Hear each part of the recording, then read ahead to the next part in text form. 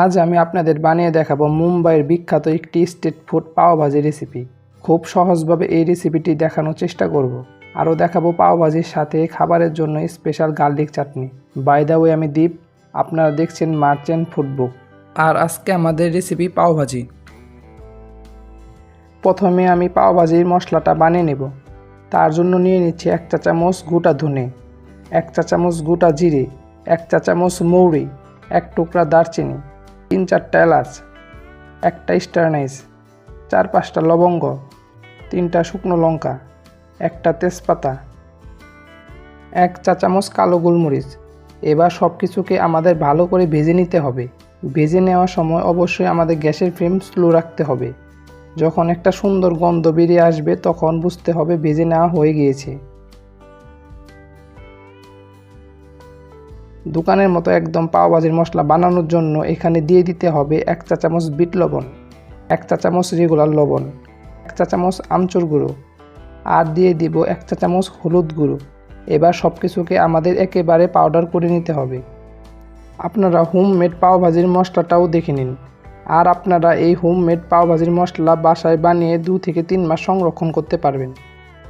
এখন আমাদের একটা পেস্ট করে নিতে হবে। তার জন্য লাগছে শুকনো লঙ্কা। শুকনো লঙ্কাগুলোকে আমি আগে থেকে একটু গরম পানিতে ভিজিয়ে রেখেছিলাম।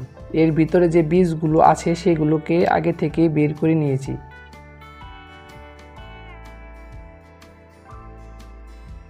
সাথে লাগছে 7-8 কোয়া রসুন, আর হাফ কাপ পানি দিয়ে পেস্ট করে নিচ্ছি। এবার পেস্টটাও দেখে নিন। আপনারা এই রকম স্মুথভাবে পেস্টটা করে নেবেন। পেস্টটা সাইডে রেখে কিছু সবজি বয়েল করে নিচ্ছি।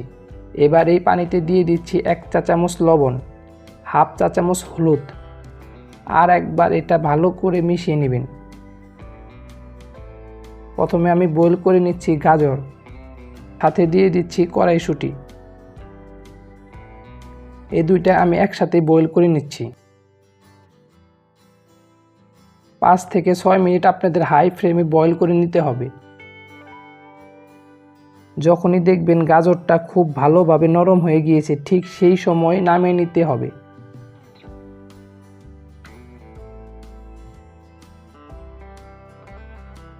এখন এই পানিতেই দিয়ে দিব ফুলকপি, আর আপনারা অবশ্যই ফুলকপিটা আলাদা বয়েল করে নেবেন। এই সাথে সাথে আপনারা দেখে নিন পাও ভাজি রান্না করতে কি কি লেগেছে। আমি আগে থেকে কিছু আলু বয়েল করে নিয়েছিলাম। আর লাগছে পেঁয়াজ, ক্যাপসিকাম, টমেটো, ধনেপাতা আর কাঁচা লঙ্কা বাটা। এখন আমরা পাও ভাজিটি বানিয়ে নেব। প্রথমে দিয়ে দেব 2 চা চামচ সাদা তেল, আর সাথে দেব 2 চা চামচ বাটার, আর আপনারা অবশ্যই বাটার দিয়ে দিবেন। এখন দিয়ে দেব 1 চা চামচ গোটা জিরে। এখন একটু মিশিয়ে দিয়ে দেব পেঁয়াজ ও ক্যাপসিকাম কুচি। এবার এই পেঁয়াজ ও ক্যাপসিকামকে ভালোভাবে ভেজে নিতে হবে। আস্তে আস্তে দেখবেন পানি বাইর হতে।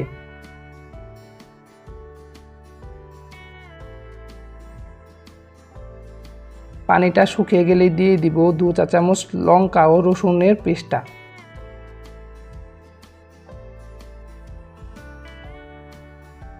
এখন আবার ভালো মতো ভেজে নিতে হবে।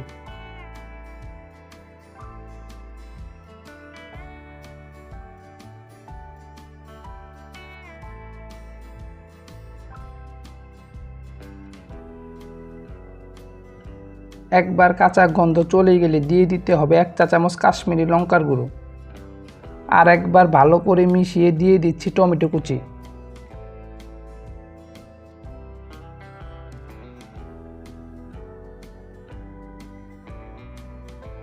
একটু মিশিয়ে বয়েল করা সবজিগুলো দিয়ে দিচ্ছি।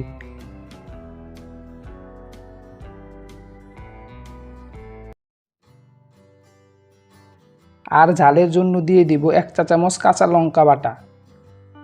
এবার দিয়ে দিব আমাদের হোমমেড পাও ভাজির মশলা 2 চা চামচ,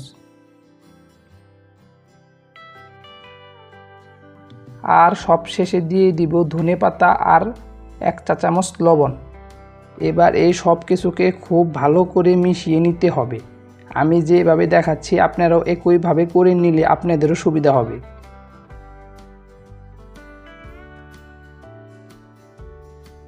আমি এইভাবে 2 থেকে 3 মিনিট ভালোভাবে মিশিয়ে নেব। আর অবশ্যই মিশানোর সময় আপনাদের গ্যাসের ফ্লেম একদম স্লো রাখতে হবে।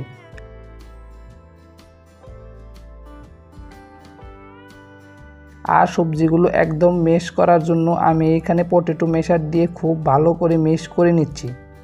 আপনারা চাইলে একইভাবে করে নিতে পারেন। আমি এখানে 2 থেকে 3 মিনিট ভালো করে মেশ করে নিচ্ছি।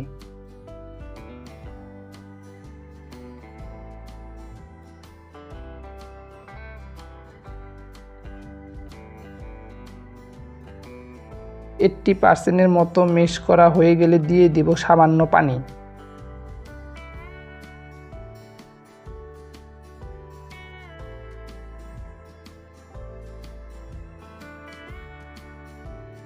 আর আপনারা পানি 2 থেকে 3 বার দিয়ে দিবেন। 10 থেকে 15 মিনিটের মধ্যে পাও ভাজিটা একদম স্মুথ হয়ে আসবে। আমাদের পাও ভাজিটা একদম রেডি হয়ে গিয়েছে। এখন আমরা পাও ভাজির জন্য নিয়ে নিচ্ছি ব্রেড। ব্রেডটা এইভাবে মাছ বরাবর কেটে নিব। এবার এই ব্রেডটা সেকার জন্য নিয়ে নিব 1 চা চামচ বাটার। বাটার ভালো করে মিশিয়ে নিব। এই ব্রেডগুলো আরও কালারফুল করার জন্য দিয়ে দেব সামান্য কাশ্মীরি লঙ্কার গুঁড়ো। এখন গ্যাসের ফ্লেমটা স্লো করে ব্রেডটা সেকে নেব।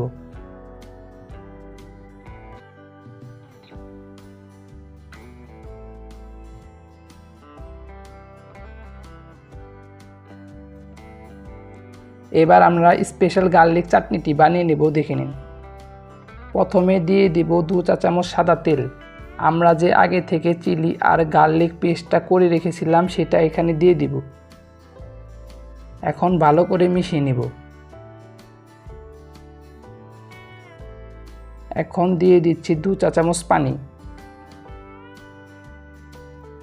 1 থেকে 2 মিনিট মেশানোর পরই দেখবেন রসুনের কাঁচা গন্ধ দূর হয়ে যাচ্ছে। একটু মিশিয়ে নিয়ে দিয়ে দিব বিট লবণ। আর দিয়ে দিব হোমমেড পাও ভাজি মশলা। এবার সব কিছুকে ভালো করে মিশিয়ে নিলে আমাদের গার্লিক চাটনিটি একদম পারফেক্টলি রেডি হয়ে যাবে।